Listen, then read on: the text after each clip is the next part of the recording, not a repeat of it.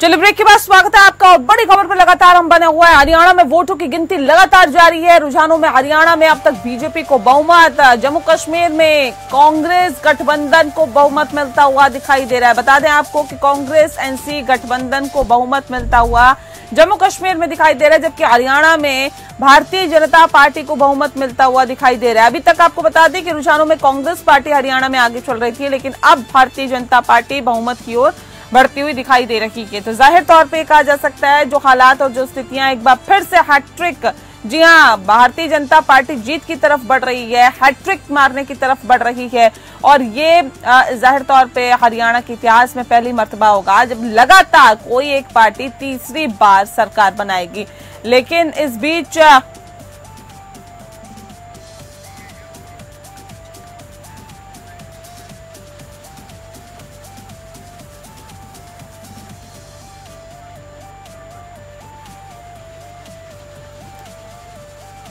तो गोपाल कांडा इस वक्त आपको बता दें कि सिरसा से पीछे चल रहे हैं। मौजूदा वक्त में विधायक है गोपाल कांडा, लेकिन इस वक्त पीछे चल रहे हैं। रुझानों में जुलाना से विनेश फोगाट पीछे चल रही हैं और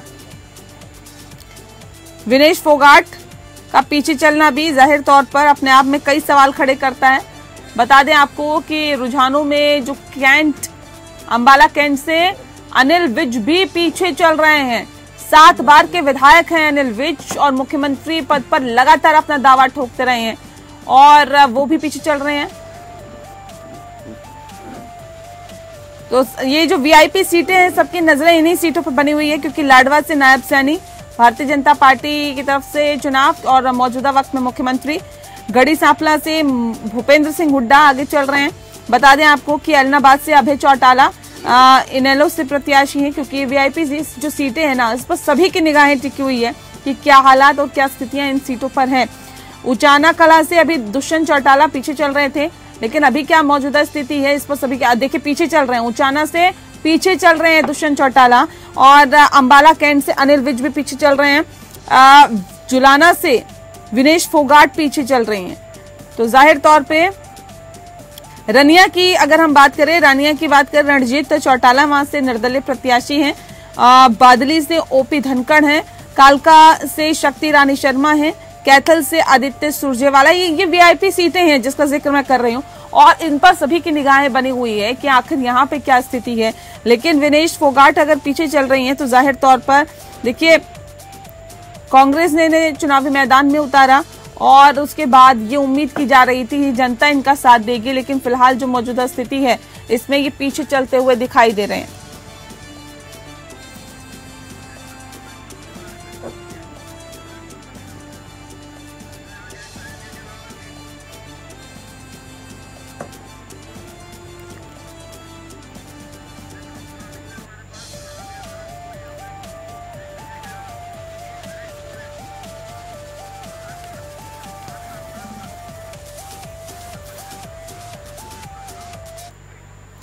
और चलिए आपको बता दें कि हरियाणा में वोटों की गिनती लगातार जारी है और इस बीच जम्मू कश्मीर में भी लगातार वोटों की गिनती हो रही है, क्योंकि जो रुझान बता रहे हैं वो यही कि हरियाणा में जो है वो बहुमत के पास पहुंच गई है भारतीय जनता पार्टी और इस बार अगर सरकार बनती है तो जाहिर तौर पर जीत की हैट्रिक होगी। एक बड़ी उपलब्धि भारतीय जनता पार्टी के हाथ में होगी। हालांकि जो हालात और जो स्थितियां रही उसमें भारतीय जनता पार्टी की तरफ से रैलियां भी इस बार बहुत ज्यादा नहीं की गई। प्रधानमंत्री ने महज 4 रैली की है, जबकि अमित शाह ने 10 रैलियां हरियाणा चुनाव के मद्देनजर की है। तो ये रैलियां भी अपने आप में काफी अहम होती है। इस पर भी आज हम तफसील से चर्चा करेंगे। खास मेहमान हमारे साथ मौजूद है, उनसे आपका परिचय करा देते हैं। इस वक्त हमारे साथ विजय खैरा साहब हैं। डॉक्टर विजय खैरा प्रवक्ता हैं भारतीय जनता पार्टी के। बहुत स्वागत है आपका। हमारे साथ शान खान जी जुड़ गए हैं जो कि प्रवक्ता हैं कांग्रेस पार्टी के, आपका भी बहुत स्वागत है। डॉक्टर मोहम्मद अमीन जी हमारे साथ जुड़ गए हैं, राजनीतिक विश्लेषक हैं। सर स्वागत है आपका। रवि अरोड़ा जी हमारे साथ बने हुए हैं, राजनीतिक विश्लेषक हैं, आपका भी बहुत स्वागत है। सीधे हम रुक कर लेते हैं डॉक्टर विजय खैरा साहब का। विजय जी, किस तरह से इसे देखते हैं? हरियाणा में तो जाहिर तौर पर एक बार फिर से सरकार बनाने की तरफ अग्रसर हैं, लेकिन जम्मू कश्मीर में क्या जो उम्मीदें की थी उसके अनुरूप आ रहे हैं रुझान? उम्मीद का सवाल नहीं है, हम ना उम्मीद तब थे ना अब हैं। सवाल हमने कहा ना, हमारे पार्टी में एक बात तय है कि हमारे सबके ऊपर सबसे प्रायोरिटी है राष्ट्र, देश, उसका विकास। ये हमारे लिए सबसे पहले प्राथमिकता है और उसमें हम सफल हुए हैं और काफी सफल हुए हैं। जो हमारी उम्मीद थी हम उससे ज्यादा सफल हुए। उसमें हमने जो रोकना था आतंकवाद, उसको रोकने में हम सफल हुए। जो हमने वहाँ प्रजातंत्र की नींव रखनी थी वो रख दी हमने। जो वहाँ पर अधिकार प्राप्त नहीं थे एसटी वगैरह को, जो 2-3 परिवार 60 साल से राज करते आ रहे थे, हमने उसको तोड़ने का प्रयास किया। तो वो वोटिंग के सामने आया है, हैवी वोटिंग हुई है, हम प्रजातंत्र को वापस लाने में सफल हुए हैं। अब रहा जीत हार का सवाल। कैसे तोड़ने का प्रयास किया बताइए ना, कि तकरीबन 48-39 सीटों पर 49 सीटों पर आगे अगर ये गठबंधन चलता हुआ दिखाई दे रहा है, तो ये कैसे तोड़ने का प्रयास किया आपने? 60-70 साल में जो मिथ और गलतफहमी कांग्रेस पार्टी ने पैदा की थी हिंदू मुसलमानों को भी, उस मिथ को तोड़ने में हम कामयाब हुए हैं, लेकिन पूरे कामयाब नहीं हो सके क्योंकि इन्होंने उस बीज को जड़ों से बो के रखा था 60 साल से। हिंदू मुसलमानों के बीच इन्होंने जो खाई पैदा की थी, जो वहां से ब्राह्मणों को भगा दिया गया था, सबके सामने बातें, सबके सामने। इन हालातों में भारतीय जनता पार्टी ने चुनाव लड़ा है और हम उस पर नहीं झुके। हम उस पर अडिग रहे कि राष्ट्र पहले, झंडा पहले, एकता पहले, राष्ट्रधारा में उन्हें लाना है। लेकिन जनता ने स्वीकार किया क्या? ये एक अहम चीज होती है ना सर, कि जनता स्वीकार कर रही है नहीं उन चीजों को। आप कह रहे हैं विकास हो रहा है, आप कह रहे हैं कि देखिए बेरोजगारी खत्म हो गई, आप कह रहे हैं कि देखिए हमने तो वहां पर चौतरफा विकास किया, चौमुखी विकास किया। आपके कहने से नहीं होगा ना, जनता ने स्वीकार किया या नहीं किया, वो एक अहम है ना सर। हमने आपसे बताया है जनता ने क्या स्वीकार किया है, वो आपके सामने थोड़ी देर में आ ही जाएगा। अगर उन्होंने एनसीपी को फिर से चुना है, इसका कारण ये नहीं है कि वो पॉपुलर है, इसके बहुत सारे कारण हैं। उन कारणों को हम बात कर सकते हैं। हिंदू मुस्लिम के बीच में आपने खाई डाली, कश्मीर में मुस्लिम मेजॉरिटी है। खैर साहब मैं आ रही हूँ, इस बीच बड़ी खबर आ रही है, हरियाणा में वोटों की गिनती लगातार जारी है। बता दें आपको कि वोटों की गिनती में भारतीय जनता पार्टी को बहुमत मिलता हुआ दिखाई दे रहा है, लेकिन रुझान जो बता रहे हैं वो ये कि 48 सीटों पर भारतीय जनता पार्टी आगे चल रही है। आपको बता दें कि 2019 में 40 सीटें भारतीय जनता पार्टी के पास थी। रुझानों में कांग्रेस पार्टी 35 सीटों पर आगे बढ़ती हुई दिखाई दे रही है। जो हालात फिलहाल बने हुए हैं वो यही कि अभी बहुमत की तरफ सीधे अग्रसर है भारतीय जनता पार्टी। रुझान ये बता रहे हैं कि 48 सीट, यानी कि ये जो स्थिति है ये बता रही है कि स्पष्ट बहुमत के साथ भारतीय जनता पार्टी की सरकार बनती हुई दिखाई दे रही है। सीधे रुक कर लेते हैं अपने खास मेहमानों का, हमारे साथ सीधे बने हुए हैं। देखिए हरियाणा में जो स्थिति बनी हुई है, खैरा साहब बम बम दिखाई दे रहे हैं, एक बार फिर से भारतीय जनता पार्टी की सरकार बनती हुई दिखाई दे रही है। क्या लगता है क्या मुद्दे रहे जिस पर जनता ने वोट दिया इस बार हरियाणा में? विकास, नेतृत्व, मेन बात तो वही है। नेतृत्व हमारे पास है, उनके पास कांग्रेस पार्टी की बात करें वहां तो एक ही पार्टी है, लड़ाई में हम दोनों ही थे सामने। तो कांग्रेस पार्टी में उनके पास अगर हुड्डा साहब जैसे नेता होते हुए भी अगर उनकी दुर्दशा हुई है तो इसके लिए राहुल गांधी एंड कंपनी पहली बार जिम्मेदार है। दूसरा हमारा काम है, हमारा विकास है। मेरा मतलब कहने का ये है कि सारे प्रयास करने के बावजूद, सारों को इकट्ठा करने के बावजूद, हुड्डा जी, शैलजा जी, सुरजेवाला जी, फलाना ठिकाना, और उसके बाद राहुल गांधी 24 घंटे जलेबी से लेके नमकीन तक, आलू तक सब बना डाला उन्होंने, उसके बाद नहीं असर हुआ ना उनकी बातों का। तो नेतृत्व की कमजोरी नंबर 1, नंबर 2 हमारे विकास का रथ, नंबर 3 मोदी जी। ये 4 चीजें हमारे पास ऐसी हैं कि जो जनता हमारे साथ रहती है। यहाँ पे जो जीत का श्रेय मोदी जी को दे रहे हैं, और जम्मू कश्मीर में किसको जाएगा? जम्मू कश्मीर में भी हमने अच्छा किया है, हमने क्या बुरा किया है? अब मुझे ये बताइए, अभी तो खैर रिजल्ट आने दीजिएगा, हम ठीक तो कर ही रहे हैं। चलिए इतने से संतुष्ट है तो अच्छी बात है सर। शान जी मैं सीधा रुख आपका कर लेती हूँ। कह रहे हैं हुड्डा साहब जैसे अच्छे नेता, इतने दिग्गज नेता होते हुए भी अगर हरियाणा में कांग्रेस की ये स्थिति है, क्या लगता है क्यों जनता ने इस बार उतने बेहतर तरीके से आपको नहीं चुना? मतलब ठीक है सीटें आपके पास तकरीबन 35-36 आती हुई दिखाई दे रही है रुझानों में, लेकिन क्या इतनी उम्मीद थी कांग्रेस को? देखिए नेहा जी, भाजपा के प्रवक्ता अपने और अपने दल के मानसिक और नैतिक पतन का साक्ष्य दे रहे हैं। चुनाव के पहले, अरे सुन लीजिए खैरा साहब, इतना बौखला क्यों जा रहे हैं आप? आप बोल रहे थे, मैं सुन रहा था, चुपचाप सुनिए पहले। मानसिक रूप से शांत बैठिए खैरा साहब, बौखलाइए मत, यू आर मेंटली बौखलाइए मत, अरे आप शांत बैठिए, मेंटली आप मानसिक शब्द इस्तेमाल बैठिए, बेवकूफी की बात कर रहे हो। बैठिए बैठिए बैठिए, शांत बैठिए। यू आर नहीं मेंटल। प्लीज, नेहा जी इनको समझाइए, ऐसे नहीं, ऐसे नहीं। नेहा जी इनको समझाइए। मानसिक but it is mental word. शान जी मुझे बोलने देंगे खैरा साहब, क्या आप बोलते रहेंगे? भाषा नियंत्रित रखिए, आप 1 घंटे बोलिए। ठीक है, ठीक है, ठीक है। अगर मानसिक नेहा जी प्लीज, ऐसे नहीं, इनकी ऐसे नहीं। बौखलाहट बता रही है, इनकी बौखलाहट बता रही है कि अरे भाई बोलने तो दीजिए, तुम तो हार चुके हो ना। अरे बोलने तो दीजिए, बोलने तो दीजिए। आप समझ, ऐसे बोलिए। अब देख लीजिए, अब देख लीजिए भाजपाइयों की स्थिति, ये इनकी तानाशाही देख लीजिए। ऐसे ये लोकतंत्र संविधान की हत्या करते हैं, अपने विरोधियों को बोलने नहीं देते, विपक्ष को बोलने नहीं देते, जनता की आवाज को कुचलने का काम करते हैं, पागलपन की बात प्रदर्शन कर रहे हैं। नहीं, खैर सब आ रहे हैं ना, आ रहे हैं ना। 1 सेकंड रुक जाइए ना, बोले दीजिए ना, फिर आते हैं आपका। रुक कर मैडम उनको बोलिए ना, he should use control language. नहीं, ठीक है, ठीक है, संयमित भाषा का इस्तेमाल करेंगे प्लीज। नेहा जी भाजपा कितनी दोगली पार्टी है, इनके प्रवक्ता ने सब प्रमाण दे दिया।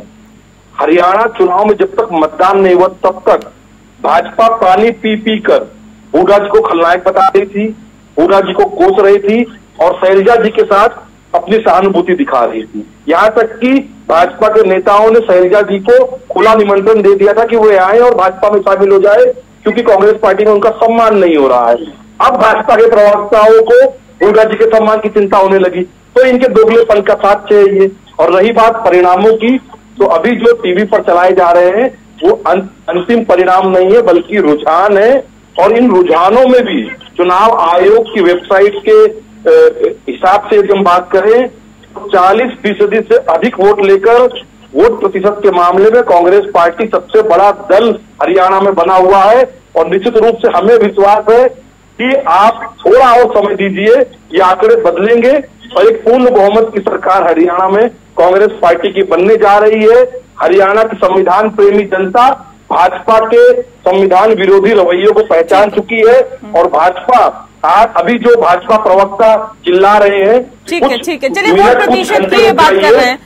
मोहम्मद अमीन जी, मैं आपका रुख कर लेती हूँ। वोट प्रतिशत की बात की जा रही है, देखिए 2019 का भी हम जिक्र करेंगे। मैं आती हूँ शान जी, ठीक है, आपने वोट प्रतिशत की बात की है, 40% वोट प्रतिशत की बात की है। सर 40% तो भारतीय जनता पार्टी का उस वक्त भी नहीं था जब इन्होंने सरकार बना ली थी 2019 में।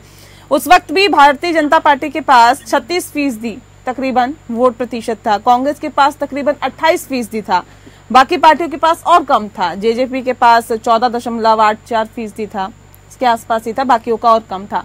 लेकिन अगर हम वोट प्रतिशत की बात करें तो क्या लगता है कि इस बार वोट प्रतिशत, जिस बात का जिक्र अभी शान जी कर रहे थे, 40% हमारा रहने वाला है। हालात ये बता रहे हैं, क्या स्थितियां बता रही है? नहीं, देखिए चुनाव आयोग का जहां तक सवाल है और रिजल्ट का सवाल है, उसमें मैं यही कहूंगा कि ये अभी टू अर्ली, बहुत ज्यादा जल्दी है चुनाव परिणामों के बारे में चर्चा करना, क्योंकि अभी राउंड शुरू हुए हैं। हाँ। बल्कि मैंने सुबह में देखा था कि जब हमारे पोस्टल बैलेट पहले गिने जाते हैं, इलेक्शन कमीशन के डायरेक्शंस हैं, उसमें ही लोगों ने शुरू कर दिया कि साहब ये कांग्रेस पार्टी, बीजेपी जीत रही है। उसके बाद फिर उन्होंने कांग्रेस को जीतना दिखाया काउंटिंग में। देखिए ये सब रुझान है। और जहां तक सवाल है इलेक्शन का, तो इलेक्शन 1 वोट से भी जीता जाता है और 1000 वोट से भी जीता जाता है और 1 लाख वोट से भी जीता जाता है। सवाल ये गिनती हो रही है, राउंड चल रहे हैं। ये जितने टोटल राउंड होंगे उनमें मैं समझता हूँ कि कहीं पर 12 राउंड होंगे, कभी 20 राउंड होंगे, कहीं 10 राउंड होंगे। तो लास्ट राउंड तक हमें वो रखना है धैर्य, और उस धैर्य के हिसाब से हमें देखना है। परसेंटेज ऑफ वोट कभी कभी ज्यादा भी होता है पार्टी के पास, लेकिन उनके कैंडिडेट हार जाते हैं। तो ये कहना कि हमारे पास परसेंटेज ऑफ वोट ज्यादा है और हम जीत रहे हैं, ये नहीं। रिजल्ट क्या कहता है लास्ट में, जो हमारे काउंटिंग के बाद जो रिजल्ट आते हैं, जिसपे फाइनली सिग्नेचर इलेक्शन कमीशन के ऑब्जर्वर का होता है, जिला अधिकारी का होता है, या असेंबली का जो हमारा रिटर्निंग अफसर है एसडीएम, उसके साइन होते हैं। उसके बाद जब घोषित होता है रिजल्ट, वो फाइनल रिजल्ट है, चाहे 1 राउंड का हो चाहे लास्ट राउंड का हो। तो उससे मैं ये कहना चाहूंगा कि पार्टियों को, दोनों सभी पार्टियों को और सभी कैंडिडेट को, सभी उनके जो पोलिंग एजेंट्स हैं, वो काउंटिंग एजेंट्स हैं, कि वो धैर्य रखें और जो इलेक्शन कमीशन के लोग हैं उनको गिनती करने दें, देखते रहें क्या फाइनल रिजल्ट निकल के आता है, उस पर प्रतिक्रिया देने में अच्छा रहेगा। ठीक है रवि जी, देखिए मसला ये है कि जो विषय रहे वो काफी महत्वपूर्ण विषय रहे, जिनको उठाया गया, जिनको भुनाया गया। भारतीय जनता पार्टी की अगर हम पहले बात कर ले तो दलाल, दामाद, दलित सम्मान, आरक्षण, 24 फसलों पर एमएसपी, तुष्टीकरण, खर्ची पर्ची, ड्रग्स जैसे अनेक मुद्दे रहे जिसको उठाया भी गया और उसको भुनाने की भी कोशिश की गई। मौजूदा वक्त में पिछले 10 साल से जिस पार्टी की सरकार है, एंड वक्त में मुख्यमंत्री बदलना और इन तमाम विषयों का जिक्र करना, कैसे देखते हैं इसे आप? नेहा जी, जिस प्रकार से आपने पूरे चुनावों के अंदर देखा कि बीजेपी के अपने मुद्दे थे और कांग्रेस के अपने मुद्दे थे। कांग्रेस ने बार बार किसानों की बात की, पहलवानों की बात की और जो है सैनिकों की बात की, लेकिन मैं समझता हूं कि ये सारे मुद्दे धराशायी हो गए। मतलब कहीं ना कहीं बीजेपी ने जो मुद्दे उठाए वो कामयाब होते दिख रहे हैं अब तक के रुझानों से।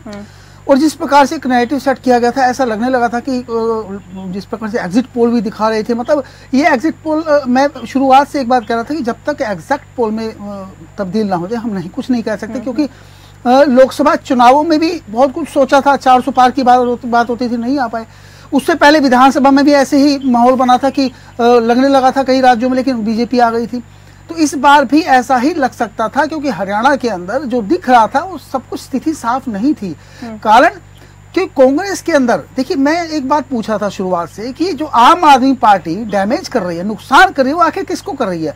वो सीधा सीधा नुकसान कर रही है कांग्रेस को। दूसरा, जिस प्रकार से कुमारी शैलजा लगातार सीएम बनने की बात कर रही थी, उनका 8 से 9 सीटों पर प्रभाव था, और अशोक तंवर को जब पार्टी में लाया गया तो वो भी चुनाव से एक दिन पहले, ये कांग्रेस की सबसे बड़ी भूल थी। क्योंकि जो अशोक तंवर लगातार कांग्रेस के बड़े नेताओं के लिए बुरी भाषा का इस्तेमाल कर रहा था, गलत भाषा का इस्तेमाल कर रहा था, और उसको हराकर कुमारी शैलजा लोकसभा में पहुंची थी। तो मुझे लगता है उन सीटों पर भी कहीं ना कहीं अंदरूनी फूट जो है वो काम कर गई, वो बीजेपी के पक्ष। ठीक है, मैं आतिशान जी, सवाल इस बात को लेकर है, आम आदमी पार्टी ने वोट कटवा की भूमिका निभाई इसलिए ये नुकसान होता हुआ हरियाणा में दिखाई दे रहा है, या फिर आपसी सिर्फ फुटोबल, आपसी खींचतान, आपसी गुटबाजी, ये कांग्रेस को गर्त में डुबोने का काम इसने किया है? देखिए नेहा जी, मैं फिर कह रहा हूँ ये केवल रुझान है, और चुनाव आयोग की वेबसाइट है उसका डेटा हम माने तो अभी भी सबसे बड़ा राजनीतिक दल वोट प्रतिशत के मामले में कांग्रेस पार्टी बनकर उभर रहा है। निश्चित रूप से हमारा जो मत प्रतिशत है वो 40.5% के ऊपर और लगभग 41% के नजदीक है। आप थोड़ी प्रतीक्षा कीजिए, निश्चित रूप से ये आंकड़े बदलेंगे और सरकार कांग्रेस पार्टी की बनेगी।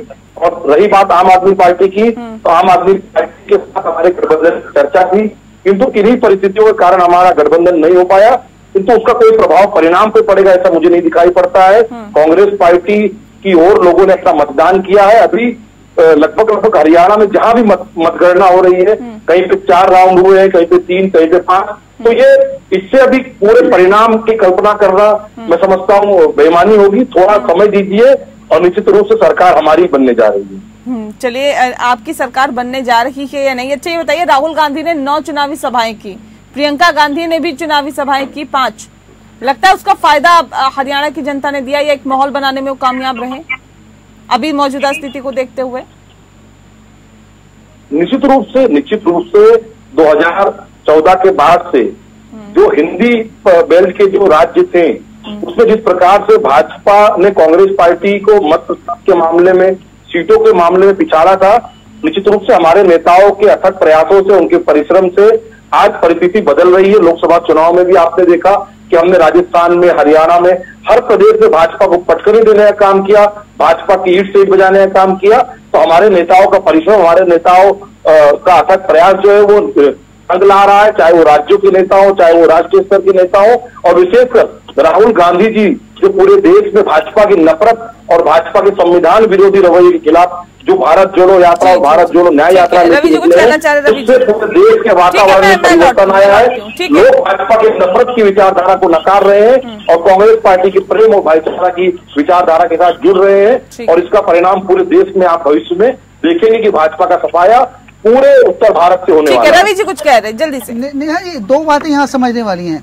अगर बीजेपी जम्मू कश्मीर और हरियाणा का चुनाव हारती थी तो हारती है, तो इसका इफेक्ट, इसका डाउनफॉल शुरू बीजेपी का, मैं ये समझता हूँ। और अगर हरियाणा जीतती है और बीजेपी अगर 25 से ज्यादा सीटें लेकर आती है जम्मू कश्मीर में, क्योंकि ये सबसे बड़ी बात समझने वाली है कि 5 दशकों बाद वोट प्रतिशत अगर आप चेक करेंगे पिछले 5 दशकों का जम्मू कश्मीर में, तो इस बार बहुत ज्यादा वोट प्रतिशत रहा। मतलब धारा 370 को लोगों ने नकार दिया है। अगर वो वोट दे रहे हैं तो बेशक से खिलाफ दे रहे हो बीजेपी सरकार के, लेकिन लोग घर से निकले, लाइनों में खड़े हुए, मतलब डर का माहौल नहीं था। ये बहुत बड़ी बात है। अगर वोट प्रतिशत बढ़ा है तो ये अपने आप में बहुत बड़ी बात है। ये हमारी सुरक्षा एजेंसियों को जो जिम्मेदारी दी गई, जो उन पर भरोसा जताया गया लोगों ने, उस पे वो खरे उतरे हैं। मतलब आज तक की सरकारों के ऊपर ये प्रश्न चिन्ह खड़ा होता है कि अगर ये मोदी सरकार की भी जीत ही कहेंगे, केंद्र सरकार की उनकी नीतियों में सुरक्षा को लेकर जो लोगों का अंधविश्वास है। चुनाव, देखिए, चुनाव आयोग की जीत नहीं है ये जीत उन सुरक्षा एजेंसियों की भी है जिनके दम पर लोग बाहर लाइनों में खड़े रहे। जबकि इससे पहले क्या होता था, सिर्फ 2 ही पार्टियों के लोग खड़े होते थे, बाकियों को फोन आने शुरू हो जाते थे, कोई खड़ा नहीं होता। इस बार कितने निर्दलीय खड़े हुए, ये बहुत बड़ी बात है। लोग खुल के वोट देने निकले। मतलब ये एक मैसेज है पूरी दुनिया के सामने कि धारा 370 को लोगों ने नकार दिया है। हाँ, वो सरकार में बेशक बीजेपी को पसंद नहीं करते, मोदी को पसंद नहीं करते, वो अलग बात है, कश्मीर के लोग, लेकिन उन्होंने धारा 370 की बात पर नहीं, उन्होंने वोट दिया है। वो निकले हैं घर से, उनको विश्वास था कि वो सुरक्षित जा रहे हैं, उस वोट देकर आएंगे। ये अपने आप में बहुत बड़ी बात है। विजय जी, एक आखिरी कमेंट जल्दी से, कितना इत्तेफाक रखते हैं जल्दी से? 370 के नकारने का सवाल ही नहीं। वो जितना मर्जी प्रचार करना चाहे जैसे करते रहें।